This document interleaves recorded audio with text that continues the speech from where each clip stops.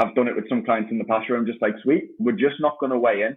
We're just not going to use the scales, and all I'm going to get you to do instead is focus on the actions that are going to make this happen. The thing I often say to clients when they freak out about this sort of stuff is like, well, what control do you actually have on your body weight? And again, this is something that you probably need to do repeatedly, just with clients in general, like not just with females, but they'll get hung up on the spike.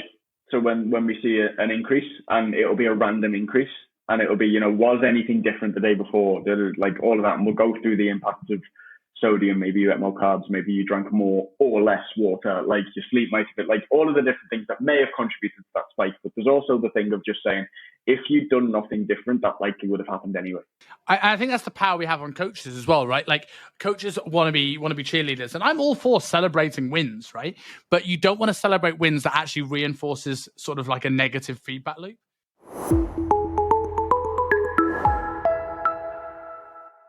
So Adam, welcome to the show. So I wanted to start with something a little bit different, because I tend to go through people's social media and Instagram accounts, and I find good questions, posts alike, things I think would be valuable to my audience and your audience. And you recently did an Instagram reel where you compared dieting to sex. And I can't think of a better place to start this episode. So for those who have not seen that video, tell me how dieting and sex are similar. It was something that just came into my head, and I thought, you know what, I'm just going to go a bit left field with this post to see what happens. But I think the similarities are sort of, you can't dispute it. So it's like, I think in the video I went into, because this was a few weeks ago, so I was trying to remember what it was that I said. But it was like, if you skip out on the foreplay, you're going to have a terrible time. So it's like, if you're not, if you're not warming things up, if you're not getting the prep in place, if you're not getting yourself in a good position to actually go forth with the act, it's going to be quite difficult. It's, you're going to be in for a bit of a rough ride, and you're not really going to enjoy it. Like it's not really the best approach to take. So it's like, give us some examples. Give us some examples of sort of like dieting foreplay. I was just going to say thank you for saying diet and foreplay and not the other one. I'm sure many of my listeners would need to learn that as well. Just making sure that you're in a healthy spot. So if we're sort of like similar things to what I'll do with clients and stuff like that, it's just making sure that they are in a position where they're actually going to be responsive, where they're not going to feel that they're essentially pushing through mud when it comes to trying to get things done. So looking at things like resting heart rate, looking at things like blood pressure, looking at things like stress, like these kinds of things, and just the general mindset around the diet in general. Like, are you feeling in a solid enough position to actually undertake this, or are there potentially things that we need to work on first? Like, have you been trying repeatedly to make this happen for the past 6 months, and we're just starting again, and we're starting again, and we're starting again? And it's like, in that scenario, we might actually need to take a bit of a step back and just work on prepping to prep first. So like, getting some key fundamental habits in place, getting your health in a better place before we then undertake something that is, like on paper, it is a stressful experience to go through. You are sort of voluntarily starving yourself to differing degrees. So it's making sure that the body's actually in a place where it can handle that, and mentally you're in a place where you can handle that as well. So I think there are going to be a lot of people listening to this, whether that is like potential like clients of yours or future clients and people looking at this who may not know the science behind this, or even coaches that are just they don't know much after calorie deficit. So tell us a little bit about why things like blood pressure, why things like resting heart rate, why your health actually has an impact on fat loss when I could just remove food and keep as stressful as I am. I think it's a lot of it comes down to behavioral things. So it's like, we can dive into the science and stuff, but it's like how all of these differing things can potentially impact how you feel, and therefore can impact how you actually behave as a byproduct as well. And it's like, if we're looking at things like high resting heart rate, low HRV, things like that, so like poor recovery and high amounts of stress, which therefore could also impact blood pressure and things like that. What we're really looking at is the stressful element. Like, we're looking at the fact that this person's under a lot of stress, whether that's psychological stress, physiological stress, doesn't really matter because the impact is the same. So it's then looking at how that influences what you're actually able to do going forward. Because if you're in a really stressed state, you're probably not going to be sleeping very well. Your decision making is going to be impaired, all of these kinds of things. And then that's because of psychological reasons and physiological reasons. You know, there's multiple things going on that are going to be just making it very difficult for you to actually do what you need to do. And you're essentially fighting an uphill battle if you don't look to tackle that initially. And, you know, it's not to say that you can't push through it and still achieve the result regardless, because you can, you know, you can sort of make that happen, but it's definitely not advisable and you're not going to have the best time. I think that's a really good answer looking at the behavior thing, because I think too many people go to hormones. My metabolic rate is ruined because of this. When actually, when you look at it, it's like my poor sleep is probably more likely to have me not making good decisions with my food and overeating, and then forgetting about that overeating and then assuming it's my metabolism when I'm actually overeating. And I think that's something that isn't sort of looked at enough. People like to try and find a complicated answer when a simple one will do.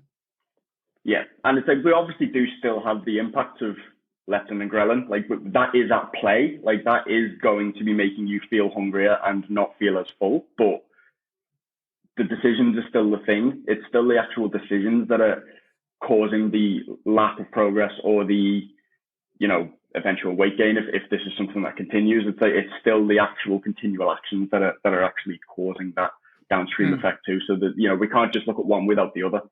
It's also a bit of chicken and the egg thing, right? And like coming back to what you can control, because is leptin and ghrelin out of sync and that's what's affecting your habits, or if your habits over the last 20, 30 years has affected your leptin and ghrelin. And at the instance, we have two options. Do we play the victim card and go, oh, my metabolism and my leptins, meaning I'm going to stay fat, or realizing that, well, even if it is the problem, what am I going to do? Like the actions that I'm doing are the same, regardless whether that is a problem or not a problem. Like I have to act first. Like there's a bit of a debate like now, like, you know, Andrew Huberman talks about it in one side and then you've got other people talking about it in the other. Andrew Huberman always says you can't change the body with the mind, you have to change the body with the body. So like, it's almost that thing of like you have to act first and that changes the mind and that changes your decision-making process. Where is your thoughts on that? Do you think a healthy mental state there's normally the catalyst for a change in action, or do you think it's the action that then will lead to a change in mental state?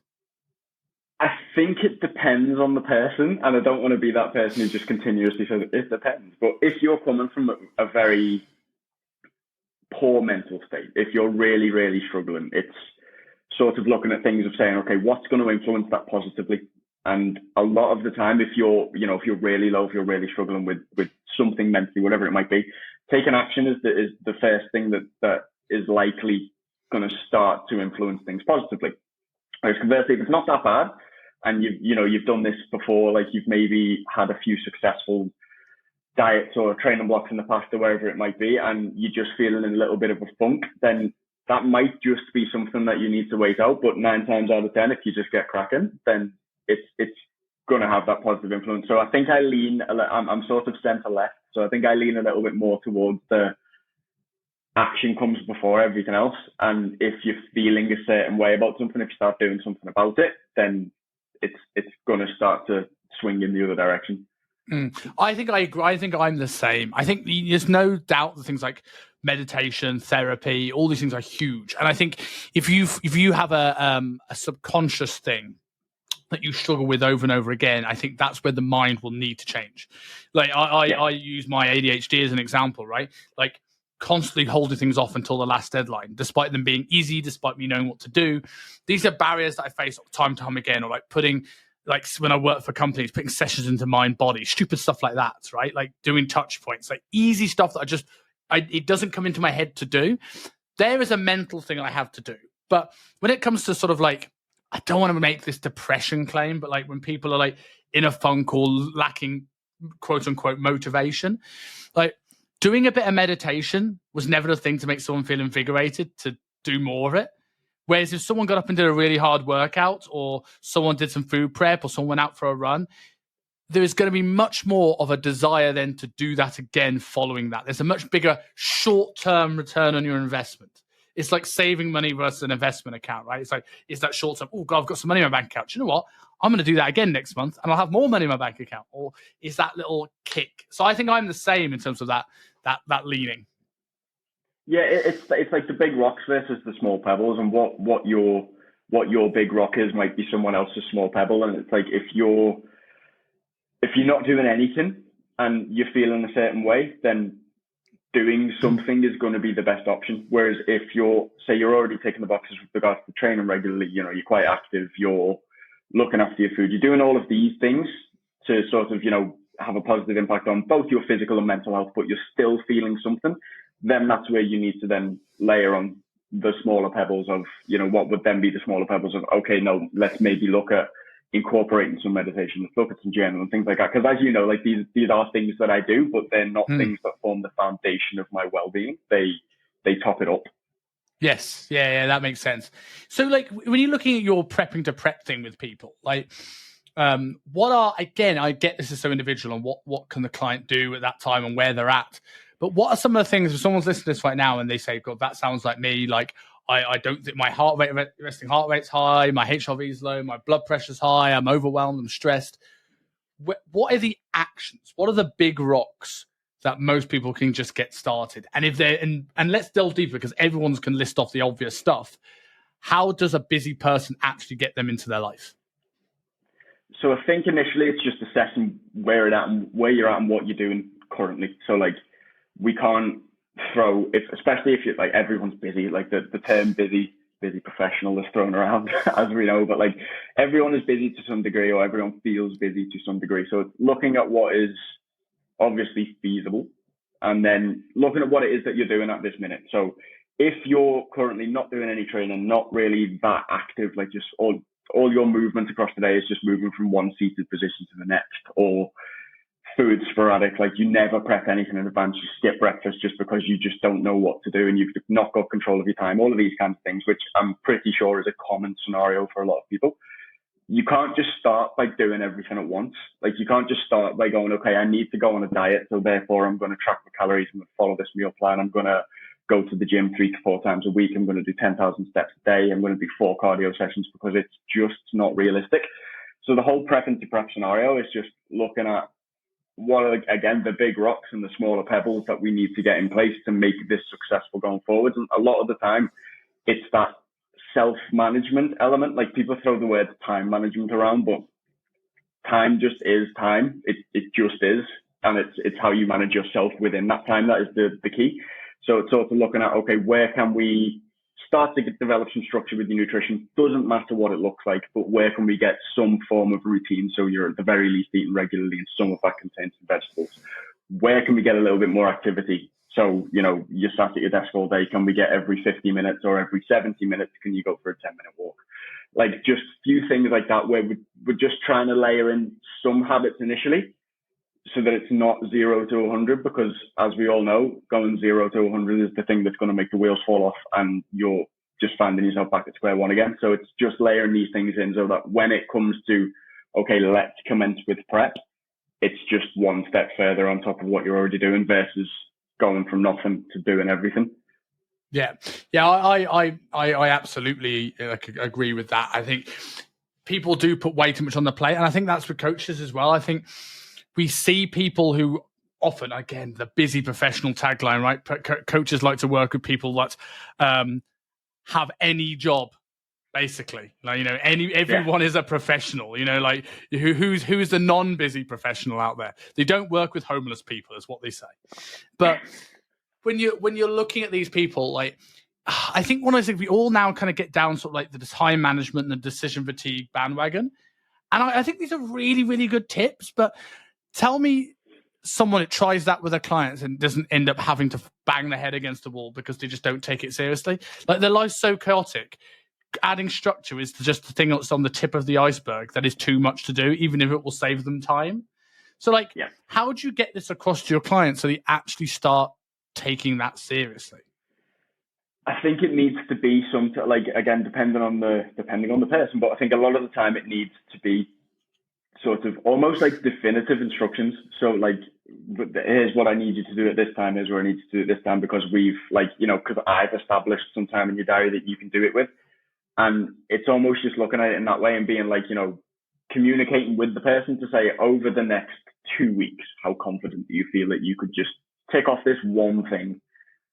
And if it's any less than a 9 out of 10, then we're not doing it, because it's too much to ask. And it's just being able to work those things out and like even using I use like a current client as an example. So she came to me because she needed to lose weight for IVF. Didn't really like going to the gym, didn't really like doing these kinds of things, had been trying herself with an NHS dietitian for 6 months, wasn't getting anywhere because it was basically every 6 weeks she was going in, being weighed, told, eat avocados and brown bread. And it just isn't helpful. So she sort of came to me and I was like, okay, what do you do at the minute? What do you enjoy? And it was like, she enjoys swimming. She tries to get out for walks after work, and these kinds of things. So I was like, okay, go swimming and go for walks after work. Let's just do that every day. So you either go for a walk or you either go for a swim. It's one or the other, but you can't do neither because we know that we've got that time there, but you do one or you do the other. And she's lost 10 kilos just from that one thing. Like, we've not been to the gym. We've not done anything along those lines. It's just been, what are you doing currently? And what, doesn't feel too difficult for you to do it every day. And that's what's made the difference versus, 6 months of just wasting time. So taking a step back, it's ironic that we started this talking about the not skipping foreplay, and then essentially we skipped the foreplay of this episode. But going into your stories, you just said that you are essentially a female fat loss coach. You work exclusively with women, or just majority with women? Majoritively. I don't personally. I don't want to fully close the doors to guys coming in, but like 99% of my client base are female because it is what I will specialize in. And I do feel like once you've got that lockdown, training a guy is relatively easy. I also agree with that. So, you can push them harder. You don't need to consider stuff as much. But when most people niche down, especially blokes, when blokes tend to niche down, they tend to go for guys, and when girls niche down, they tend to go for girls. So what made you become a male coach for girls? It kind of just happened naturally at the beginning. So when I first started PT and when I first sort of like opened the gym and sort of like, this is now what I'm doing, it was the majority of the people that reached out were female. And I do think, especially in Liverpool, where I am, I don't know if I can speak for the wider UK as a whole, but in Liverpool, like the majority of the market for personal training just generally are female. It just is the way that it is. So 9 times out of 10, if you're a trainer, male or female, I would hazard a guess the majority of your client base are going to be females. So that was just the way it was initially. And it was a bit of a mix. Majority were women, and I enjoyed training both. Found it easier to communicate with females than I did males. And that has generally just always been the case. Like, I'm not really massively one for like lads banter and all that type of stuff. Like, it doesn't come naturally to me. I don't really enjoy that type of stuff. So it's like, I did find it easier to communicate and to almost relate to the female clients than I did the male clients. And then that naturally then meant that my messaging would be a little bit more targeted towards women. And then educationally dove into that and was like, okay, if this is the way things are going, then I need to be up to speed on this. And it was actually through a mutual acquaintance that we have, Matt Warner, who was like, he was the one who initially got me into like monitoring like menstrual cycle and tracking all that kind of stuff, because like before I met him I hadn't really done any of that, and he sort of walked me through that kind of thing. It was like, if you're not tracking this with your female clients, it's a game changer. And that was maybe only about 5 years ago. So like, even at that point, like I'd done like 3 or 4 years at that point without looking at anything like that. And then just sort of dove into it educationally, sort of upskilled in as many levels and areas as I could to be able to sort of provide the best service to females that I think there is. And that's something that I do kind of pride myself on. Like, I'll put myself out there as like the last coach you'll ever need, because I feel like I've got things to a point where if you are a female and you're wanting to achieve a certain thing and you want it to be the last time you ever have to go through this sort of process, then I'm the guy for that. So going into the education stuff, as I'm sure you're aware, most of my audience are going to be coaches. If there's coaches out there that are struggling with their female clients, and we're going to talk through some of the common things in a little bit, but you said you dove into your education. Like, what are some of the educational highlights that you did that's made you a better coach with women? So I think a lot of this is going to sound quite. This could be taken one or two ways. So a lot of education in psychology. So that was obviously very important, because a lot of the time, like, as we know, if you've got female clients and if you've got male clients, there's more emotions that you have to deal with on the female side. And that's not saying that, women are emotional. It's just like, there are more things that you have to contend with because of the menstrual cycle, the change in hormones, potentially looking at things like PCOS, endometriosis, when clients are approaching the menopause, things like that. There's a lot of things that can impact the way that they feel. So you have to be able to understand that to a degree. And as a man, I'm not going to have first-hand experience of it. So I'm not going to know what it actually feels like. So I need to be able to have a solid enough psychological understanding of potentially what it is that they're going through, so that I can empathize and I can make the necessary adjustments to potentially manage those symptoms.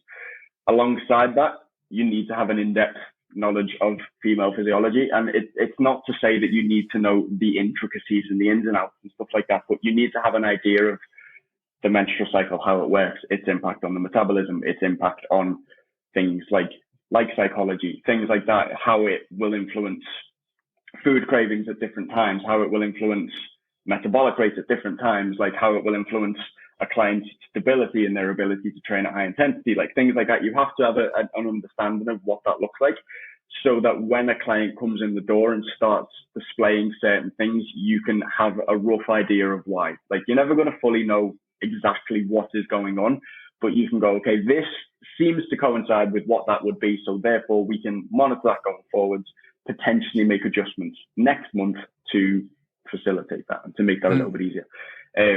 But yeah, those are the sort of the main two that I dove into. Is just the physiological aspect and the psychological aspect, and then it's just marrying those two together.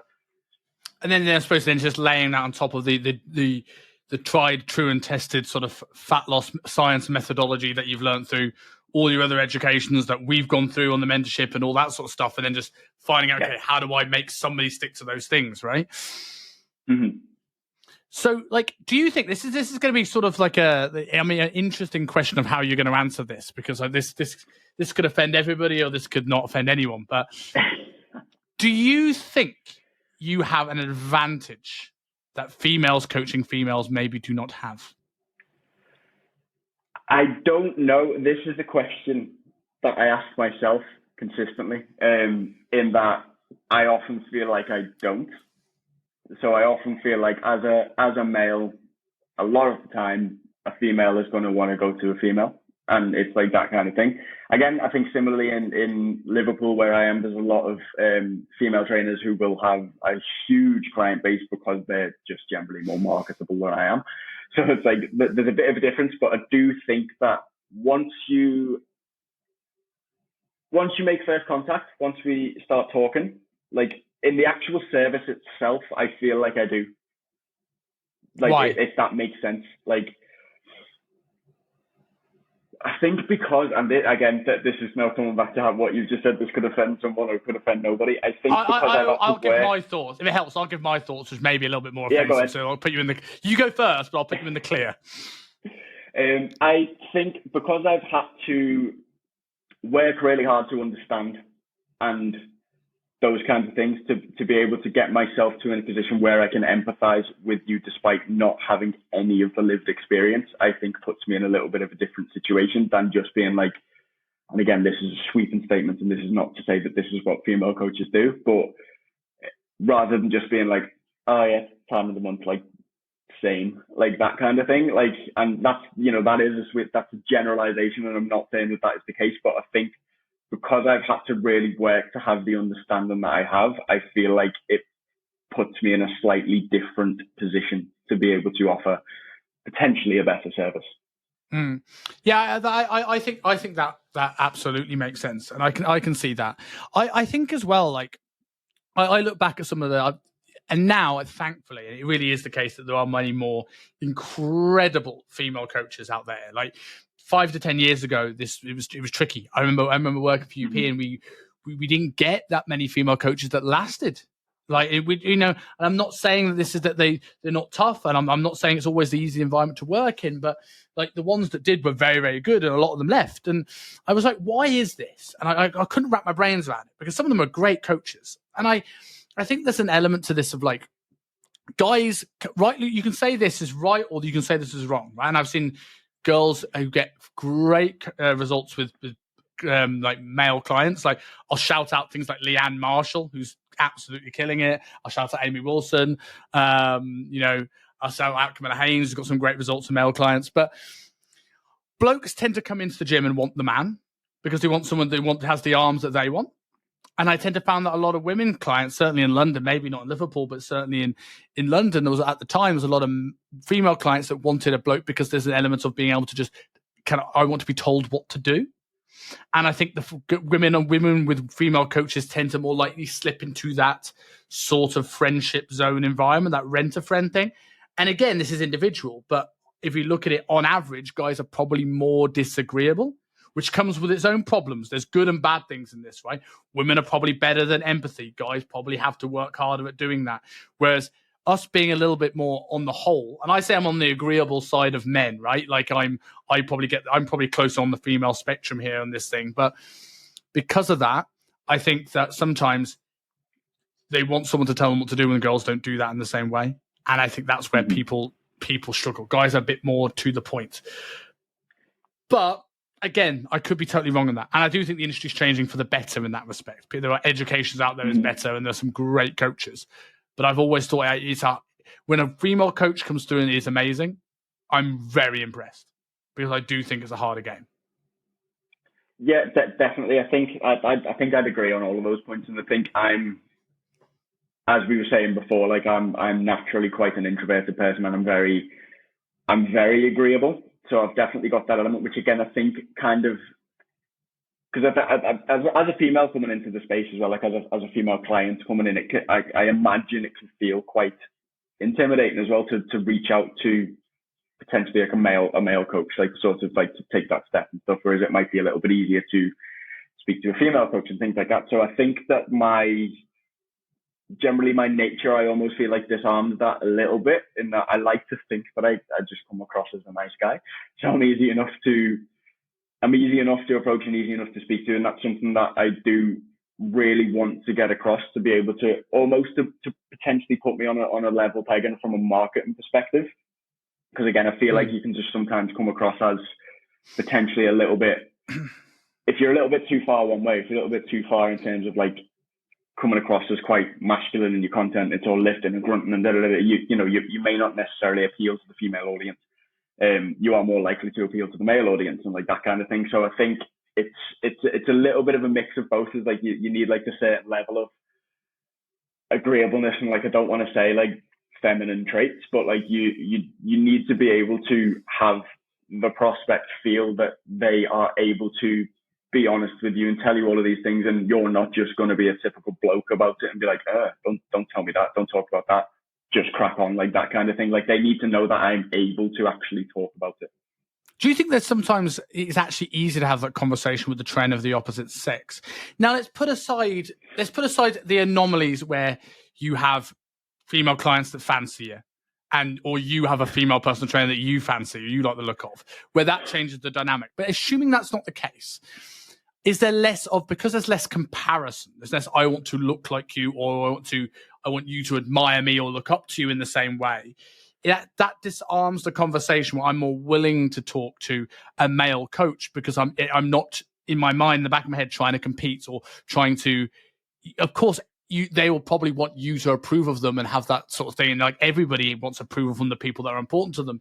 But there's less of that direct competition, which all of a sudden makes it easier to chat to a bloke about your problems as opposed to chatting to another girl about your problems. And same with the men. Mm-hmm. Men, if I'm training with a massive bodybuilder, I don't want to tell them about my wimpy excuses and struggles. But I might talk to a girl and feel like that that's disarming, and I might get a better result that way. Do you think that sometimes plays an element of an advantage that you may have? I think definitely, because I think it's almost sometimes as much as it's potentially emotional type chat, I feel like because I am of the opposite sex, it removes the emotion. And yes. It's almost like, especially if it's talking through something like with regards to the menstrual cycle or something like that, like if it's female to female, it can potentially just turn into like quite an emotionally charged conversation of just like, I feel a bit rubbish, like, you know, it's really impacted me on this. And the female having the first-hand experience can empathize, can sympathize, can do all of these things and talk to them and be like, oh, you know, it's just the way it is. Whereas, and again, that's a massive generalization, but I almost feel like a lot of my clients especially find it easier to talk about that type of thing with me because they know that I'm just going to look at it from a mechanistic perspective.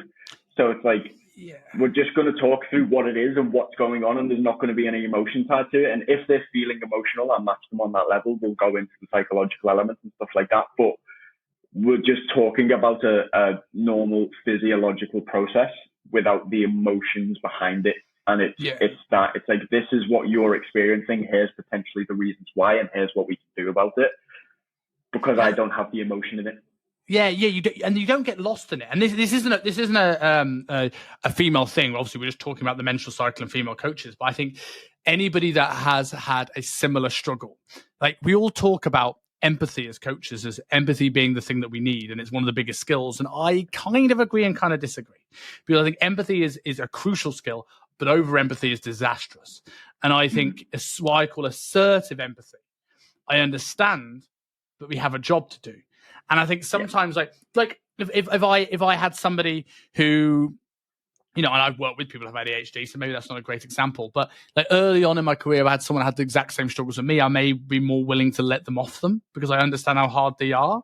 Whereas if it's like, okay, I get it, I understand how hard it is, but you have 6 weeks and we're a bit behind this week. So what are we doing next week to try and find solutions for this problem?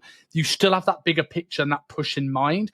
Whereas sometimes, I have no first-hand experience. I can't say how hard the menstrual cycle is for women, and some women don't feel it at all, and some women have horrendous times. And I cannot relate, and I feel sorry for anyone who has a hard time with it.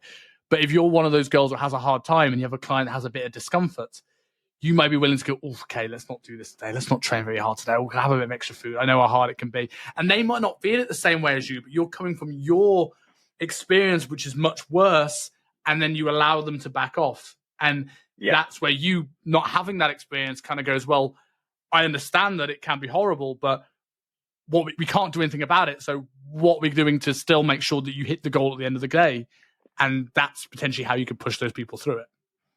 Yeah, 100%. And it's looking at it sort of through that lens and being like, you know, it's getting to know the person, getting to know the client, because as we said, like everyone is different. So it's knowing when to push someone and when to also go, okay, I could, like, you're really having a terrible time with it at the minute. So it's useless as trying to push on, and it's knowing the difference between that. And I think, again, I'm in quite a unique position where I don't have the full lived experience of it, that I'm able to make a rational decision on it like that, where it's like I'm able to sort of look at it and just sort of look at the person as they are and their symptoms at the time and what it is that they're experiencing, and be able to make a judgment call, versus it just becoming a recurring theme of, okay, at this time every single month you feel a certain way, so therefore we're not gonna push the boat out. Whereas it can be different from month to month, as we know. But I think removing the lived experience of it and being able to look at things just from a purely zoomed out perspective and go, okay, but you're fine this month. Like, you're not experiencing it, so there's no need to make any changes.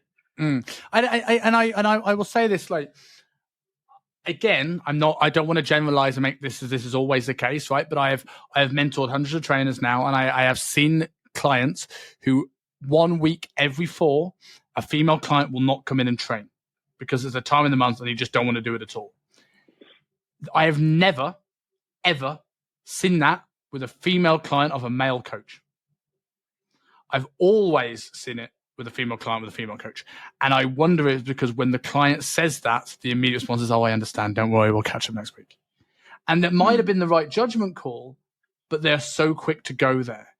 And and again, to make it sound like I'm not ragging on female coaches, I get the same thing with I had a while back where when I was working at UP, we had a thing where a lot of clients had this. Their clients didn't want to be used for social media. Now that's totally fine. Like if you're a client and you don't want to be social media, you shouldn't be forced to have your photos on Instagram. But what you found, it was like it's always the same people. And so is it how you ask? Is it what you do? Is it, you know, and sometimes it's like that ability to assume it's on. And this is this is not just for female fat loss here. This is a general thing on some of these things. Assume it's on. Lead with confidence, And then if something is really a problem, then the client can have that conversation where you can make a judgment call based off that, rather than going in with trepidation and being like, oh, are you sure you want to do this? And like, because then as soon as something's uncomfortable, someone's going to go, yeah, let's not do that. And this is just one example of many through any coach, any gender, anything else that I see happens all the time. I think the outlook of the coach and the confidence of the coach is a huge factor in terms of how much you can get somebody to do. Yeah, definitely. It's the same. Like, and again, I'll use a male client as an example, just so it doesn't seem like maybe. maybe. Yeah, it's the things of, because like males will tend to be the other way, where they'll want to go. They'll just want to go gung ho all the time, and you're sort of managing trying to pull that back and stuff. And like I've had a couple of male clients in the past where like we've discussed this previously, where they need something and they're just not open to doing things in that way. So like if I have a male client come in and it's like, okay, your metrics are in this position, we need to do it. So therefore, for the next 3 to 6 weeks, we're gonna front load you with loads of aerobic work, and we're going to do a GBT type split, because this is the type of thing that you need right now. And they're just not on board with it. They're not open to it because they're like, no, I want to train like Dorian Yates. And it's just like, well, it's how's that working for you? And it's again, being able to go into that type situation, be like, as the position of authority, like I'm not a dictator, like coaching's not a dictatorship. That's not what we're doing. Like there has to be collaboration between coach and client, but as the person who you've come to for support and advice to what you're working to, this is what you need to do at the minute, because you're not in the best spot to go ahead with what you want to do. So therefore the result that you want to get isn't there. But you have to be able to go into that with enough conviction that they actually buy into it. And I find with males, that's very difficult, especially when you're basically saying to them, we're going to do, full body type sessions a couple of times a week, and we're going to, get you doing loads of cardio and stuff, to just like, no, but I just want to do curls. That's the disadvantage, right? That's the disadvantage of the disagreeableness. We've just spoken about the advantages of blokes being potentially more disagreeable in terms of maybe working with female clients. That's the issue. When someone is disagreeable, you're having to like find a solution and bang your head against the wall to find some way to make this disagreeable person agree with you. And I think using that example, I was thinking like, how would I deal with that? I was like, well, I would probably just ask the question. I'm not you. I like the collaboration. And I was like, well, how do I bring them into this conversation? And it'd be like, okay, so you want to be training like Dorian Yates, right? And I'm assuming you want to train like Dorian Yates and have it work like Dorian Yates, right? And he'll go, yes. And I go, okay, so is it working like that now? No. Okay, so if we do this, this is probably what's going to happen. And if this happens, you're going to get much better results training like Dorian Yates. So if you take 6 weeks off, you can come back to it and have it work like you always intended it to work. That's now a much more exciting premise to that guy, but it's still going to be hard work. He's still natural tendencies to go in and lift 40 kilo dumbbells if I tell him. It's like telling someone after physio not to press.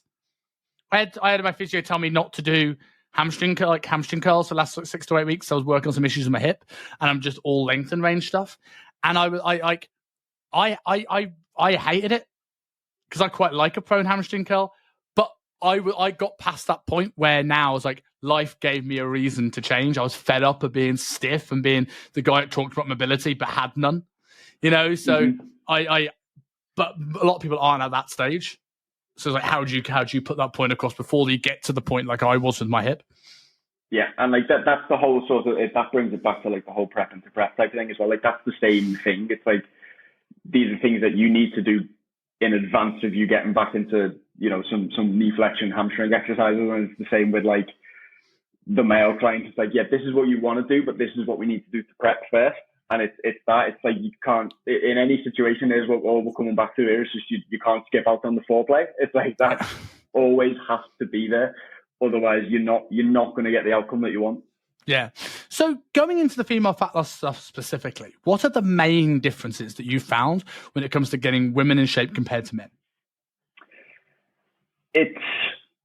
You're not able to go as aggressive, obviously, on the nutrition side, because we've got the sort of the changeable nature of female physiology and how almost volatile that can be in response to stress and stuff like that. So you don't want to apply too much is often what I find, or you at the very least need to get them in a very good spot first with that prep and to prep element, where if you are going aggressive, you can at the very least get a good run at it before you need to potentially pull things back. So like you can't go as hard for long as you can with a male. So it's like that kind of thing. And I even find down to the level of deficit and stuff like that, same in reverse.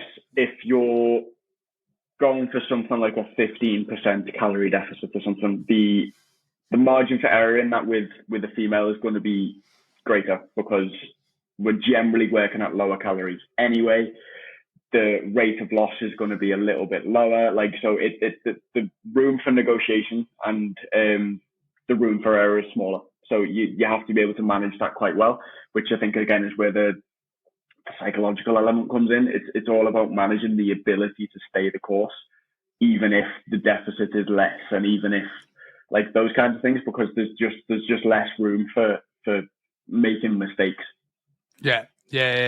I think that, that you've hit the nail on the head there. I think there's one thing that no one talks about the female fat loss that I do think is worth adding, because everyone talks about it from a, like, as you said, it's the hormonally robusting, menstrual cycles, PCOS, menopause, all these things that are well worth talking about and we'll get into.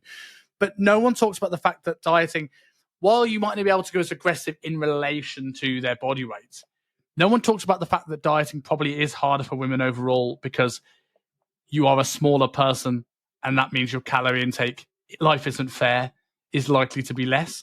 Like a 45 kilo person probably is dieting on 1,100 calories, especially in Hong Kong, right? I deal with people who are literally got fat to lose at 47 kilos, right? Yeah. That's normally, like, most people, that would be massively underweight for most of the UK population, guys and girls, but this is people's starting weight here. So it's like your starting weight's at 1,100 calories. And it really gave me an appreciation of, when people go, oh, that's too low. I'm like, in relative to what? People go, oh, 1,200 calories is too low. I'm like, this is a girl in Hong Kong's starting calories. It has to be. And in that case, you don't have that ability to go out for dinner if you wanted to lose weight. You have to be stricter if you're smaller. And that is one of the unfortunate things that people don't really speak about. Yeah, and it's even looking at the outcome that will provide as well. Because again, you'll say 1,100, 1,200 calories, and everyone will immediately think that's aggressive, that's low. Like, I'd lose loads of weight on that. But if you look at it from, if we use a standard, like, average weight male of 75 kilos, and then we take a 55 kilo female. So like average UK weight. For that male to lose, say, 10% of his body weight over a 12-week period, that's, roughly 0.6, 0.7 kilos a week. So that, that's almost, it's half to just under a kilogram a week. Whereas so to give you the stats here, we did 12 calories per pound, right? Because I know me and you both do around the 10 to 12 calories per pound mark. So the higher end of our calorie ranges. That 75 kilo guy would be on around about 1,900 calories, or 1,980, so 2,000 calories. And what was the woman you said, 55? 55, yeah, thereabouts. 55, 2.2 times 12. The girl would be on 1,450. It's a 500 calorie difference. Yeah, and even that, 1,450, I'd say that's probably standard for the majority of female clients that you get in. I'll say somewhere between 1,400 and 1,600 is usually where we'll be if you weigh around that. If you weigh 55 to 60 kilos, there's not really that much in it. And when you're looking at the rate of loss, even that is different. If you're losing 10%, if you're 75 kilos and you're losing 10% of your body weight, 7 kilos. If you're 55 and you're losing 10% of your body weight over 3 months, that's only 5 kilos.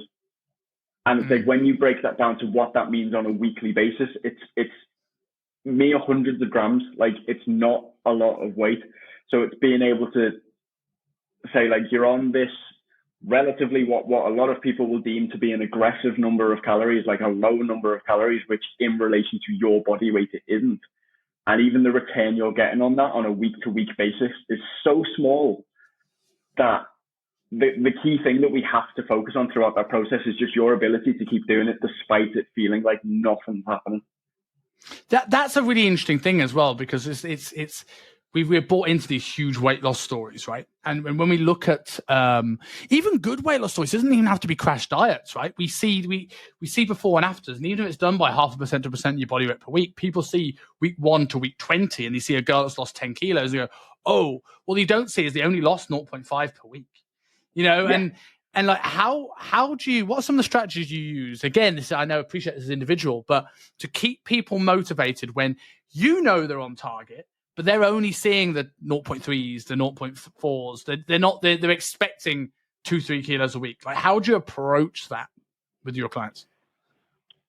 So it'll depend on the person, as always. It'll depend on the person. It'll depend on starting position, previous experience, all of these kinds of things, the type of like tactic I'll use to keep them on the path. So for some people, it might be the scale weight is purely for my reference and not your own. And it's being able to almost communicate that to a degree of just like take the reading, input it into your tracking app of choice, wherever it might be, and then just don't think about it. Like it's purely a number, and I'm going to deal with the stress of it, not you. And it's sort of in that thing. And then we might start looking at other things for them to focus on. So all I want you to worry about is adding 2.5 kilos to your hip thrust this week. All I want you to think about is making sure that you're getting your steps in. All I want you to think about is taking circumference measurements once a week, and you focus on those numbers because they're going to be dropping.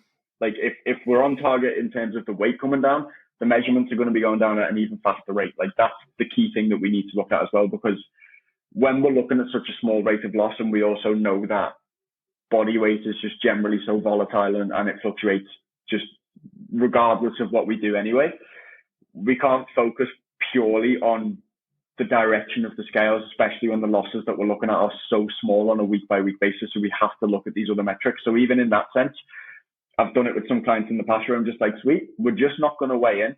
We're just not going to use the scales. And all I'm going to get you to do instead is focus on the actions that are going to make this happen. Because I know it's going to work. I know that if you're able to do it and you're able to stick with it, it's going to work. So we're going to remove the tool that brings about these emotional responses so that you're not going to be influenced by whatever that number is in the morning. And you're just going to wake up each day and you're going to tick the boxes that you know you need to tick. Yeah. And it removes that emotional element. Yeah, and it's all about getting people process driven. The thing I often say to clients when they freak out about this sort of stuff is like, well, what control do you actually have on your body weight? Like your body weight is literally, as you said, it fluctuates, but it's the impact of gravity that has on you. Like unless you are closely related to God, you have no ability to change this thing. But what you have the control of, like bring it back. Like okay, your weight went up and you freaked out. So what are you going to do about it? Like what can you do? Okay, I can get my steps up. I can eat a little bit better. I'm like, cool. So why is your focus not there? Like, you're not in control of this scale weight. This is like arbitrary to what you're doing. But you can do the actions that over time will lead to a drop, that will lead to a different trend. Whether it comes today, tomorrow, 4 days, 6 weeks, 6 months, doesn't matter. The actions always stay the same. And that's where people's focus should lie. Yeah, I also find being able to frame it, and again, this is something that you probably need to do repeatedly, just with clients in general, like not just with females, but they'll get hung up on the spike. So when we see an increase, and it'll be a random increase, and it'll be, was anything different the day before? Like all of that, and we'll go through the impact of sodium. Maybe you ate more carbs, maybe you drank more or less water, like your sleep might have been, like all of the different things that may have contributed to that spike. But there's also the thing of just saying, if you'd done nothing different, that likely would have happened anyway. Like it's just the way that it is. And then waiting for the random drop, which they then celebrate, and then going up and going, did you do anything different yesterday? And it's like, no, all the same. It's like, okay, so how is that any different to the random spike? And it's just being able to rationalize on it again and being like, these things happen at random. You'll celebrate when it goes down. You'll throw your toys out the pram when it goes up. But both of them are happening in response to the same thing. So it's being able to just go, so that same thing has to remain unchanged. And over time, we'll see this happen. I think that's the power we have on coaches as well, right? Like coaches want to be cheerleaders, and I'm all for celebrating wins, right? But you don't want to celebrate wins that actually reinforces sort of like a negative feedback loop. Like you don't want to like slam saying, "Hey, your weight went up yesterday. What the hell's gone on?" And in the same way, you don't want to go, "Oh my God, new low." If you have a new average weight low, then I'm like, okay, cool. We hit a new average weight low. This is good. Well done. But if you have you dropped a kilo yesterday, and if I start celebrating that like you're celebrating that, they are reinforced to get overly excited by that number. So I'm very much keen. It's like, cool, big drop. But you realize that's going to be an anomaly, just like the high one was an anomaly, right? These are probably the most inaccurate ones of the week. you weigh more than this. Like just bringing people back down to reality a little bit, which sounds harsh, but it's like the overexcitement and the over depression gets you nowhere. Yeah, it's always, again, it's just about managing the psychological element, like of doing everything that you can to make sure that they're able to stay on the path. So if that means if the weight drops massively overnight and there's a big celebration, it's being able to go, okay, yeah, brilliant. This may be an indication that we're on the right track, but I need you to understand that it's probably going to go up again tomorrow, and that's fine.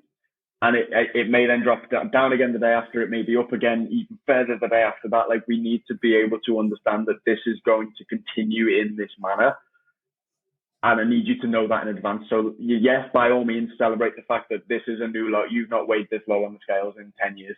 Like, celebrate that, but just know that it is, transient.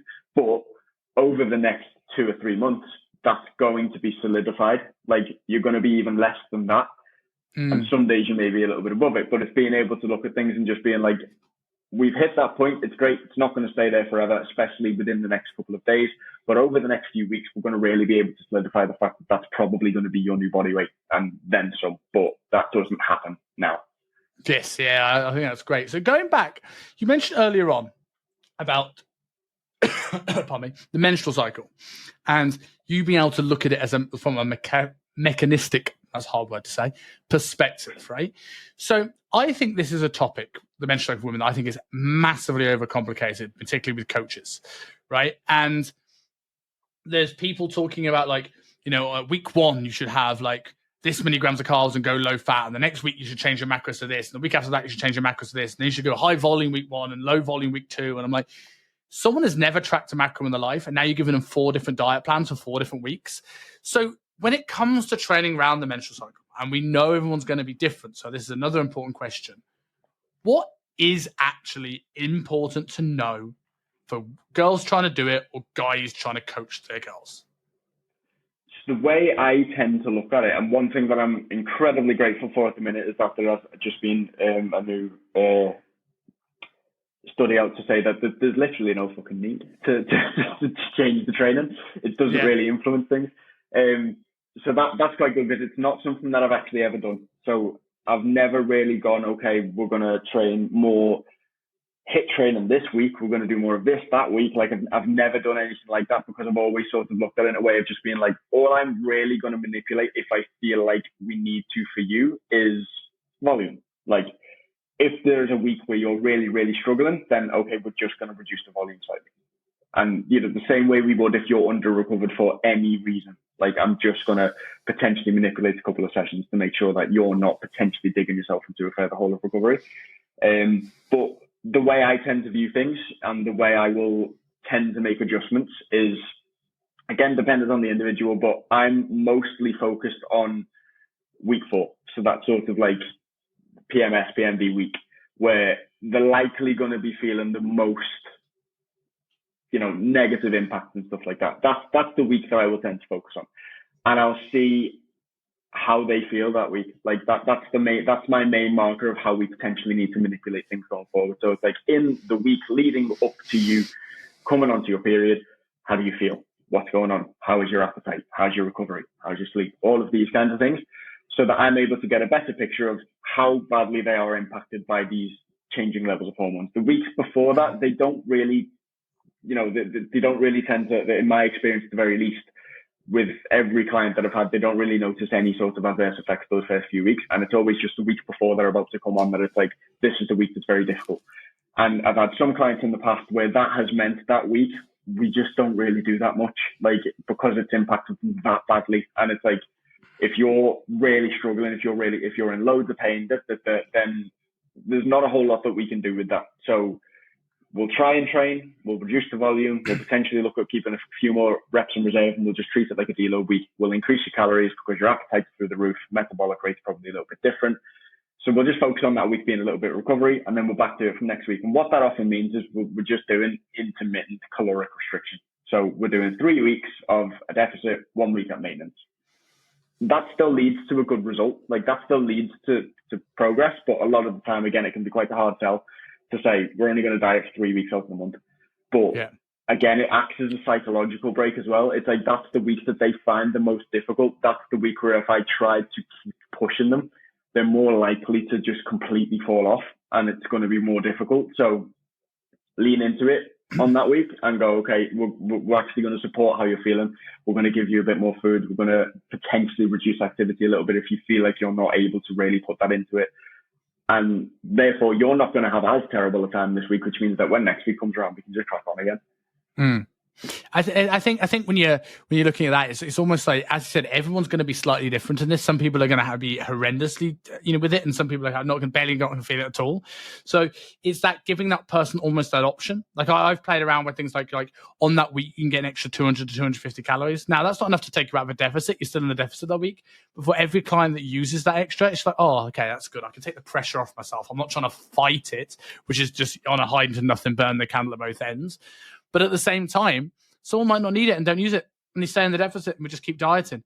And it's then with the training, it's sort of like you said, there's not really much to change. If you feel uncomfortable, well, maybe we just don't do barbell hip thrust this week, and just make those little auto regulations. I think the only thing I would essentially add to that is I tend to look at it month to month. So if I track that on a cycle, I can go when they freak out about the weight, which will probably, in my experience, I don't know if this is the same for you, but the week of or the week before is one of those 2 weeks. It tends to be where weight goes up. And it's like, well, when they freak out, which they inevitably will, and I'm not saying that's a girl thing. Guys freak out about the weight too, but there's less than obvious reason. It's like, look, this happened last month. This happened the month before. This happened the month before that. And you dropped 2 kilos on the Monday every single time. So it's okay. Yeah. Monday's coming. Yeah, you can almost see it like clockwork. Like I almost get sick of myself from saying it. Of like it's in the first couple of months while they're sort of getting used to seeing those fluctuations and stuff, it's being able to explain in the 3 to 5 days before you come on your period, that is likely the time where you're going to weigh your heaviest. It's not the same for everyone. It's not going to be the same for you every month, but that's likely the time when you're going to be your heaviest. After you sort of commence menses, 3 to 5 days after that, you're probably going to be at your lightest. And it's being able to sort of do it in that sense and being able to almost see like clockwork, like when that spike happens and they start to panic, it's, oh no, well, I mean, like, when are you due on? Like, oh, on Sunday. Like, okay, sweet. So this is likely explained by that. So what I can tell you is that by Wednesday, you're probably going to be at a new low weigh-in. Like, you're probably going to have a new low weigh-in then. And it happens every single time like clockwork. And it's, even that gets more buy-in because you're able to sort of, again, I'm looking at it purely mechanistically and going, this is what is due to happen by law of averages. Like, it's just female physiology, changing levels of hormones. This is likely what is going to happen. And it's not the same for every person, but 9 times out of 10, I'm able to sort of call it like that. If we see the big spike there, I can guarantee it's gonna drop there. If we don't see the big spike, then I'm not going to make the claim because it's clearly different for that person. But that's really interesting. Like, I've never looked at it to the day I've been able to sort of predict it, but I have experienced stuff like that where it's like I'll predict that we give you a refeed, you'll drop the next day, or I predict that you're gonna keep dropping in weight until we get to this amount of carbs, or whatever it is. When you do that, you come across like a wizard. Mm-hmm. And then as soon as you do something like that, that's, I think, the two quickest ways to get buy-in with a client: get rid of a pain or an injury, and do something that makes you come across like a wizard. Just something where there's no way in their mind that you could have predicted it, and then you predict to the future, and all of a sudden buy-in just goes through the roof. Yeah, because it's one of those things where it's like we can't influence your body weight, like we can't predict what it's going to do, but in certain situations you can have a generally good idea. It's like, I know that certain hormones are up here at this point, which is probably why you're weighing a bit more. I know that once you start your period, that's going to change, which means that your level of water retention is going to be different, which means that if everything is about the same, you're probably going to be lighter. And it's just being able to, again, just completely rationalize the situation and go, if all of these things are in line, that's going to happen. What happens after that point, again, it's anyone's guess. But it's just being able to look at things from that perspective. So you did a video recently about girls needing to be more comfortable with eating more. Yeah. Explain why this is the case. Because every girl is going to be probably under eating, and every coach is probably going to be grinding the girls. So why do they need to eat more? I think, again, it comes back to that like prep into prep type thing. Like, we don't want to be living in a perpetual cycle of trying to diet, which is what most people will do. And the thing that, again, makes it more difficult and why you feel like you need to keep trying is the fact that you never give yourself any time not to, and you never give yourself any time to experience all of the benefits to actually fueling yourself adequately. And especially if you're training, especially if you are like a busy professional, like these kinds of things, like the benefits of actually having fuel to actually give yourself something to do those tasks to the best of your ability. Like if you've never done that before, then you don't really truly know what you're capable of. And it sets you up for whenever you eventually do decide that you want to diet. And it's the same thing where I was speaking to a new client the other day who's got she's got PCOS, so obviously her dieting calories will like need to be lower, and like her main thing is she wants to be able to get to a position where if she loses the weight, she doesn't have to constantly maintain on poverty calories essentially. And it's like I basically explained to her in the same way. It's like once you've got there and we can establish a maintenance, your initial maintenance calories might be quite low, but just because you've got PCOS doesn't mean that we're not able to increase those still. It just requires the same process and the same patience and those kinds of things. But I think that should realistically be the aim for everyone. Like, yes, we can diet. Yes, we can gain weight, we can lose weight, but it's the maintenance element that's difficult. And what makes the maintenance element easier is getting comfortable eating more food to be able to move that maintenance level higher over time. And I also think when you're looking at people with things like PCOS or other inflammatory conditions, gut issues, things like this, while a deficit can initially alleviate symptoms of those things because you can start to bring inflammation down, being in a stressful state of the body is not going to be the thing that solves that issue. Like fueling yourself and actually getting to a point where you hit maintenance calories a while and take that stress off, it's like that's the thing that's probably going to eventually going to be the thing that allows the body to work well. Like PCOS is a prime example of the body saying, well, look, if I'm getting chased by a tiger, I ain't going to prioritize like reproduction and health and immune system and all this sort of stuff. So, well, what can we control in terms of stress? We can control in terms of, our shutdown time, our lifestyle factors. We can potentially add some supplementation to bring this response down. We can control our training volume and we control where our nutrition lies. So if you can then bring someone to a non-stressful state there, that is something that's probably one of the easiest quick wins to long-term alleviate some of those issues. Mm-hmm. And it's such a small intervention to have such a big impact. Like if you are chronically stressed, if you're experiencing all of the symptoms of chronic stress, those kinds of things, it's like we can look to tackle that directly by saying, okay, let's potentially look at things like meditation and those kinds of things, like everything we spoke about before. Or we can just make sure that you're being fueled adequately. Like, let's maybe start there. Let's make sure that you're eating plenty of good, nutritious food and stuff like that, and see that the difference that will make, because you're going through your day in a more optimal position. You've actually got fuel to do what you need to do. Like you've got brain power going on because you've fueled yourself adequately. And the difference that will make to your level of resilience and your stress management and your ability to handle what is there is massive. And that will then have a downstream effect on your overall stress levels. So just to finish off before I can tell people where to go and find you, I've developed a sort of like closing question tradition on this show. And it tends to stump people. And this is probably the only time I have a silence in the show. But I do think there's an important conversation that not enough people are having. And I think it's good for people that come on here and have a discussion to actually think about this. So name me one thing that you have changed your mind on. Oh. Told you. Do you know what? I feel like there's probably loads of things that I've changed my mind on, which I think is no bad thing. What have I changed my mind on?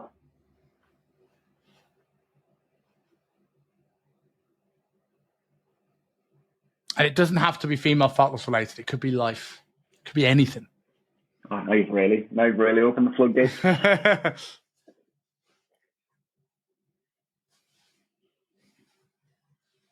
Do you know what? I'm going to go down the self-development route. So what I've changed my mind on is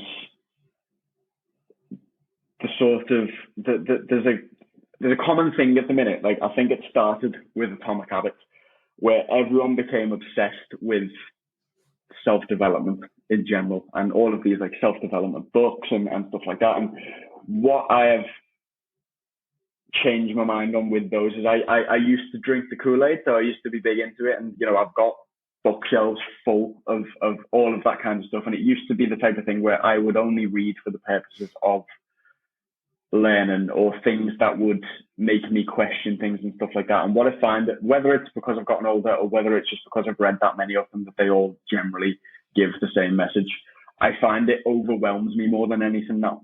So you're reading through it, and it's making you question things, but it's making you go, fucking hell, like why am I not behaving in this way? Why am I not doing this? Da, da, da. And what I've changed my mind on is the impact that reading fiction can have on you instead, and how that can potentially lead to, you know, more conducive behavior to whatever it is that you want to do, like those kinds of things, because it's through the telling of a story that can make you sort of pick up on these things of human nature and things like that, as opposed to reading about, again, the mechanistic things. And if you stack these certain habits together, you'll do this and you'll do that. And I find that, again, a lot of these self-development books, they just regurgitate the same type thing, and it keeps people stuck. I think that, like, I often find myself in situations where I'm like, if I'm feeling a certain way, if I'm struggling with something, I'll be like, I feel like I need to dive into the self-development rabbit hole, and there's things that I need to work through, and it only makes me feel worse. Yeah. Whereas if you take yourself out of it and you read something that switches your mind off from that, you're more likely to be able to do the things that you want to do. So that comes back to what you said at the beginning, where like that sort of assessing the mental element of it first, then it'll take the action on the other things, versus reading the things that are going to force you to take the action, but instead just paralyze you because it's so overwhelming. I think that's a really, really good answer, and I can absolutely relate to that. And especially someone with like ADHD, I feel like personal development books are written by people that are naturally good at it. It's like books, like it's like basketball lessons taught by 7'5" people to 4'3" people. It's people that buy self-development books struggle with like organization, self-development, and habits, and the people that write them love this stuff. Like they get off on it. So while I think, when you're looking at the advice they give in terms of structuring your life and systems and habits, I think these can certainly make your life easier. And I've got many systems that make my life easier. But most reason they don't stick to their systems because they can't shut their mind off, they can't relax, and they've never got a clear mind. So in turn, like, no system's going to work when you're all of a sudden just sort of like running a race all the time in your head. So I do think that, like, what can you do to shut off and do less and say no to more is actually probably more important than adding a new productivity management system. Exactly. It's the same as with fat loss. Everyone's looking for the next thing that's going to help. And it's like, okay, I've read this self-development book and I feel the same, so I'll read this one and I feel the same. So I'll read this one and I'll feel the same. And it's not that you haven't found the right book yet. It's that you just need to throw the books away and read something else instead. Like read something that is not even related to anything like that is actually going to switch your mind off and give you that space to be creative and actually figure out for yourself what it is, rather than just being told, like, if you behave in this way or if you do this, then therefore this is going to be the outcome. And you can never even be sure that's going to be the outcome. So if you shut yourself off, you can find solutions to your direct problems, probably easier than what this book can have.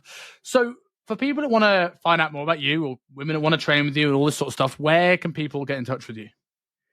So I'm most active on Instagram, at Adam Martin Coaching, just all one word. So yeah, that generally tends to be the place where you can find me. I've also got a website, adammartincoaching.co.uk, which has sort of a brief overview of what I do, why I do it, everything along those lines. But Instagram tends to be the best place to find me. Awesome. I can absolutely second how good your content is. Like, generally, good production value, well put together, really, really good. And if anyone wants to find Adam, obviously you can search that through that. If you forget, go through my profile. There's a pinned picture at the top that shows this man's work, because you've just gone through finishing today, which is really sad, the first intake of my Coaching Confidence. Absolutely, like, good coach coming into it, hopefully even better coming out of it. So go and follow that. If you can find it, it will show his work. Phenomenal coach. Go and give him a follow. And just to follow on for that there quick, anyone who is considering the Coaching Confidence course, the next one in June? June, yes. Yeah, anyone who is considering it, you'd be a fool to not do it. Like, it's been huge. Like, even if you are, a little bit longer in the industry like I am and stuff like that, it's still invaluable to sort of jump on and, refresh the things that you may feel like you already know. Like, education's a never-ending game, and you need to be able to just consistently reaffirm that, you know, what you're doing is on the right path. You will still pick up things that you were unsure of, which is exactly what happened to me as well. So yeah, if you're considering it, do it. Oh, appreciate that, man. I really, really appreciate that. Thank you very much, man. Absolutely enjoyed this. Thanks for having me.